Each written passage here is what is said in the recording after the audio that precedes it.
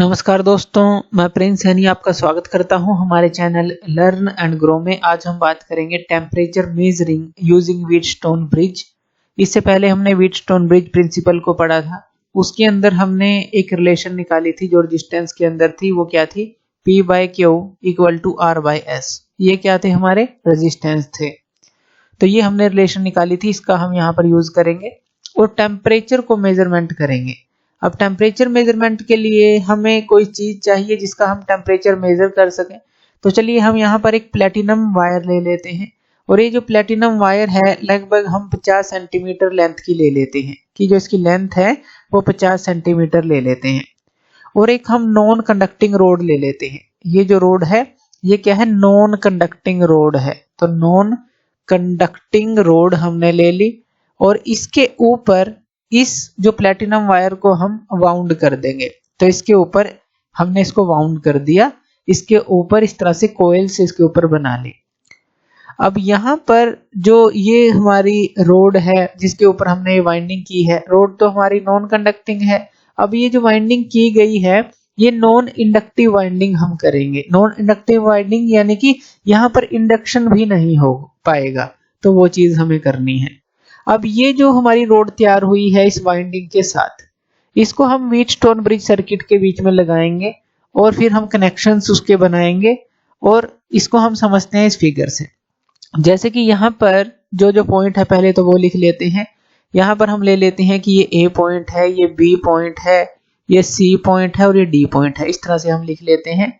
अब यहाँ पर ये जो आर्म है CD आर्म है, यहाँ पर इस रोड को हम लगा देते हैं क्योंकि यहाँ पर देखिए 3 रेजिस्टेंस है, 4th रजिस्टर हमने नहीं लगाया तो इसलिए ये जो है हम यहाँ पर लगा देते हैं। तो ये हमने यहाँ पर लगा दी। अब ये हमारा सर्किट कंप्लीट हो जाता है। ये पूरे हम कनेक्शन इसके दे देते हैं।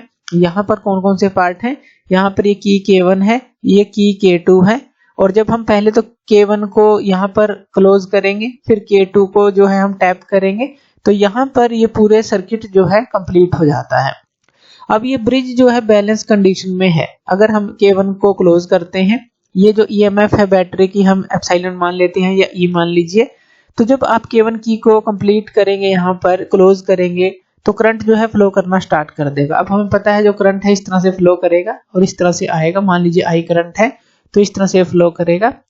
अब यहाँ पर जब इस K2 जो की है इसको टैप करेंगे तो यहाँ पर ये हमने जो गैल्वेनोमीटर के अंदर अगर हम डिफ्लेक्शन को देखेंगे वो कोई डिफ्लेक्शन नहीं दिखाएगा। तो यानी कि ये जो ब्रिज है हमने बैलेंस कर रखा है। अब मान लेते हैं कि जो R नोट है, सबसे पहले हम मान लेते हैं कि जो R नोट है वो रेजिस्टेंस है प्लेटिनम वायर का एट 0 डिग्री सेल्सियस। तो हम 0 डिग्री सेल्सियस पर रेजिस्टेंस ऑफ प्लेटिनम वायर का हम ले लेते हैं जो R नोट है। तो ये हमने लिया। तो ये जो रिलेशन है P बाय Q, अगर हम इसको लिखें P बाय Q और ये क्या है हमारा, इनको भी लिख लेते हैं। ये P है, ये Q है, ये R है और यहाँ पर हमने क्या माना? R नोट माना। पहला केस ले रहे हैं 0 डिग्री सेल्सियस पे जो प्लेटिनम वायर का रेजिस्टेंस है, यानी कि ये रेजिस्टेंस जो है हमने अब R नोट मान लिया। तो P बाय Q और यहाँ पर ये क्या आ जाएगा? R बाय इसकी जगह S की जगह यहाँ पर ये क्या आ जाएगा? R नोट आ जाएगा। सिंपल। तो हमने ये जो है रिलेशन बना ली। किस केस के लिए? जब हमने इसको 0 डिग्री सेल्सियस पे रखा इस प्लेटिनम वायर को और उसका रेजिस्टेंस R नोट ले लिया। अब ये तो हमने फर्स्ट केस लिया। सेकंड, अब हम क्या करेंगे? जो प्लेटिनम वायर है इसको हम जो है स्टीम के अंदर रखेंगे और इसको 100 डिग्री सेल्सियस पर मेंटेन करेंगे। यानी कि जो टेम्परेचर है वो अब हम लेंगे 100 डिग्री सेल्सियस और इस एक्सपेरिमेंट को दोबारा से वैसे ही रिपीट करेंगे। अब 100 डिग्री सेल्सियस पे हम मान लेते हैं कि जो R की वैल्यू है हम इस तरह से एडजस्ट कर रहे हैं कि ये ब्रिज जो है बैलेंस हो रहा है। तो हम R की वैल्यू जो है यहाँ पर, यानी कि जो बैलेंस करने वाले रेजिस्टेंस की वैल्यू है वो हम मान लेते हैं कि वो R डैश है। यानी कि यहाँ पर तो R थी वैल्यू जो कि हम बैलेंस कर रहे थे इस ब्रिज को कि गैल्वेनोमीटर में डिफ्लेक्शन ना आए, इस R की वैल्यू को हम मैनेज कर रहे थे। इसी तरह से 100 डिग्री सेल्सियस पे हम मान लेते हैं कि ये जो बैलेंस करने वाले रेजिस्टेंस की वैल्यू है, यानी कि जो AD आर्म में ये R लगा है, इसकी जो वैल्यू है वो हम R डैश ले रहे हैं। और जो R100 है, R100 हमारा क्या हो जाएगा? ये वो रेजिस्टेंस है जो प्लेटिनम वायर का 100 डिग्री सेल्सियस पे है। तो ये ध्यान रखना है, ये जो R डैश है ये बैलेंस करने के लिए है, यानी कि ये बैलेंस वाला रेजिस्टेंस हमने लिया, और ये हमने लिया 100 डिग्री सेल्सियस पर जो प्लेटिनम वायर का रेजिस्टेंस है। तो यहाँ पर इसके लिए रिलेशन क्या आ जाएगी, P/Q आ जाएगी। अब R की जगह ये बैलेंस करने वाला जो रेजिस्टेंस है R डैश आ जाएगा, और इसकी जगह R नोट की जगह या S की जगह कह लीजिए जो इस CDR में है तो R 100 आ जाएगा। ये रिलेशन हमारी बनेगी। उसके बाद एक थर्ड केस लेते हैं। थर्ड केस में हम प्लेटिनम वायर को किसी भी एक टेम्परेचर पर मान लेते हैं, कोई भी इसका एक टेम्परेचर मेंटेन कर लेते हैं। मान लीजिए वो टेम्परेचर T डिग्री सेल्सियस है। अब दोबारा से वही एक्सपेरिमेंट रिपीट करेंगे। यहाँ पर R डबल डैश मान लेते हैं कि इसको बैलेंस करने के लिए हमें इसको मैनेज करना पड़ेगा, जो ये रेजिस्टेंस है AD आर्म के अंदर, तो R डबल डैश हमने इसको मान लिया। अब जो हमारा रेजिस्टेंस होगा T डिग्री सेल्सियस पे वो RT होगा इस प्लेटिनम वायर का, तो ये हमने मान लिया। तो यहाँ पर रिलेशन क्या बनेगी, P/Q R double dash by RT, यही बनेगी। ये बैलेंस वाला लिख लिया हमने, और ये RT जो हमने लिखा कि T डिग्री सेल्सियस पे था। तो ये हमारे पास तीन रिलेशन आ गई। यहाँ से R 100 की वैल्यू निकाल लेंगे और यहाँ से RT की वैल्यू को निकाल लेंगे। तो यहाँ से R नोट की वैल्यू को निकाल लेंगे। पहला जो यहाँ से R नोट की वैल्यू हमारे पास क्या आ जाएगी, ये आ जाएगी R into Q divide by P। ये पहली जो रिलेशन है R नोट की आ गई इससे। अब R 100 की वैल्यू निकालेंगे। R 100 की वैल्यू भी हमारे पास क्या आ जाएगी, ये आ जाएगी R dash Q by P, ये आ जाएगी। तो ये R 100 की वैल्यू आ गई यहाँ से। अब यहाँ से RT की वैल्यू निकाल लेंगे।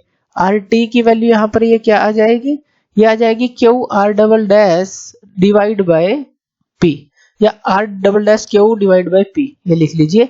तो ये RT की वैल्यू आ जाएगी। हमने क्या किया, R नोट की वैल्यू को निकाला, R 100 की वैल्यू को निकाला और RT की वैल्यू को निकाला।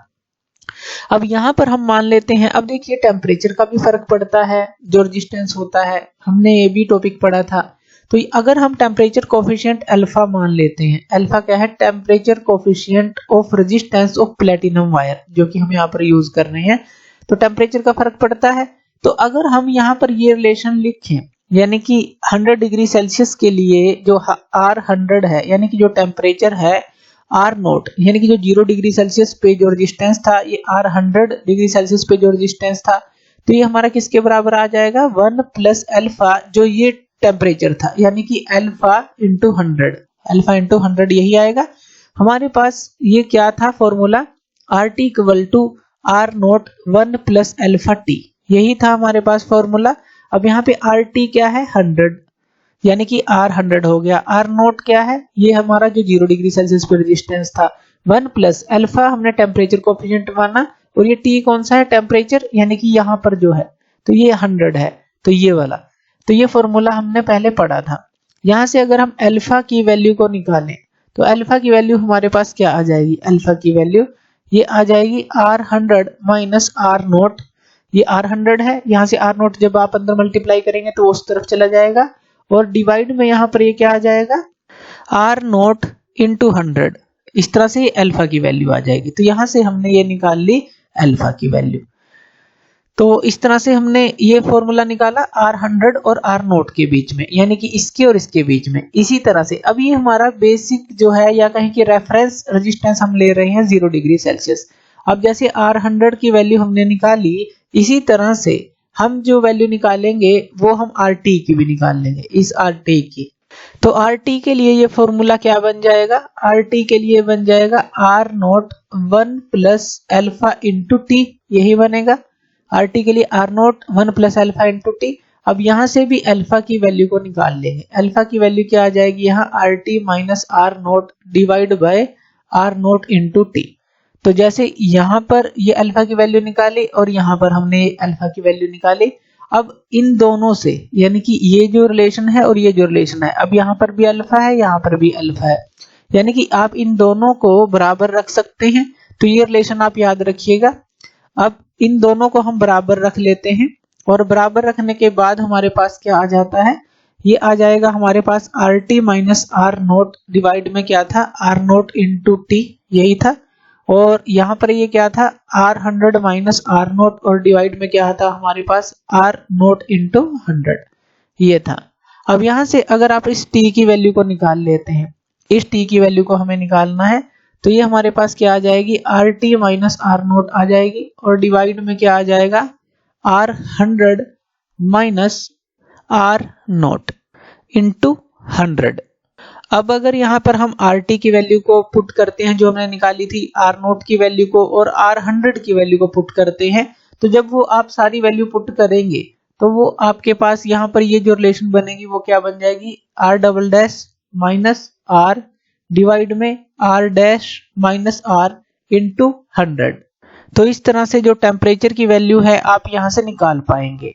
तो ये कहाँ से आई, जो आर टी की वैल्यू हमने निकाली थी, आर नोट की वैल्यू निकाली थी, कौन सी वैल्यूज थी यहाँ पर, ये कौन सी पुट की गई हैं। जैसे आर नोट की वैल्यू हमने निकाली थी आर क्यू बाई पी, इसी तरह से आर 100 की वैल्यू हमने क्या निकाली थी, R dash Q by P. इसी तरह से आर टी की वैल्यू हमने क्या निकाली थी, R double dash Q by P.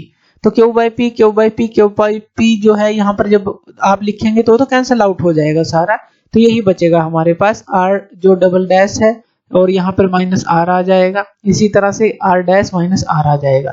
तो ये रिलेशन हमारी बनती है अननोन टेम्परेचर को निकालने के लिए।